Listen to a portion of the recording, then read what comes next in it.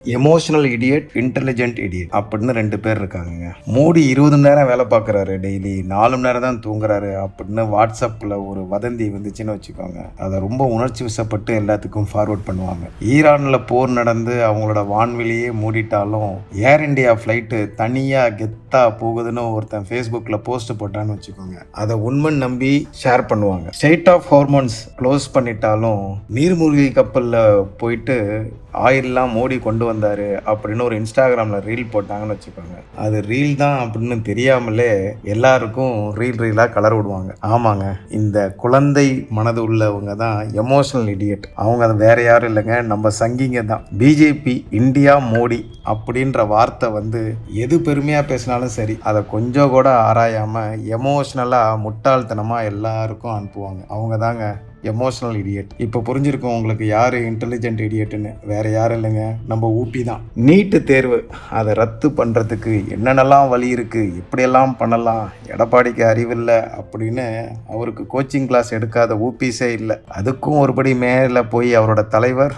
ரகசியமே எனக்கு தெரியும், ஜெயிச்சோடனே நான் போடுற முதல் கையெழுத்தை பாருங்கன்னாரு. கடைசியில் 5 வருஷம் ஆச்சு.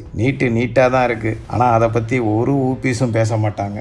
பாகிஸ்தான், ஆப்கானிஸ்தான், ஸ்ரீலங்கா, பங்களாதேஷ், நேபாள், பூட்டான் இந்த மாதிரி நாடுகளோடலாம் கம்பேர் பண்ணி இந்தியா பெஸ்ட்டாக இருக்குன்னு சொன்னோன்னு வச்சுக்கோங்களேன். உங்களுக்கெல்லாம் அறிவு இருக்கா? இந்தியாவோட ஜிடிபி தெரியுமா? இந்தியாவோட பர் கேபிட்டா தெரியுமா? இண்டெக்ஸ் சொல்லி தெரியுமா? அந்நிய செலவனை தெரியுமா? இந்தியா எவ்வளோ மோசமாக இருக்குன்னு உங்களுக்கு தெரியுமா? அப்படின்னு நோபல் பரிசு பெற்ற பொருளாதார நிபுணர் அளவுக்கு ஊப்பிங்க நம்மள்கிட்ட பில்டப் பண்ணி பேசுவாங்க. அதே தமிழ்நாடு கேவலமாக இருக்குது அப்படின்னு சொல்லி பாருங்க. அவங்க கம்பேர் பண்ணுறது யாரோட?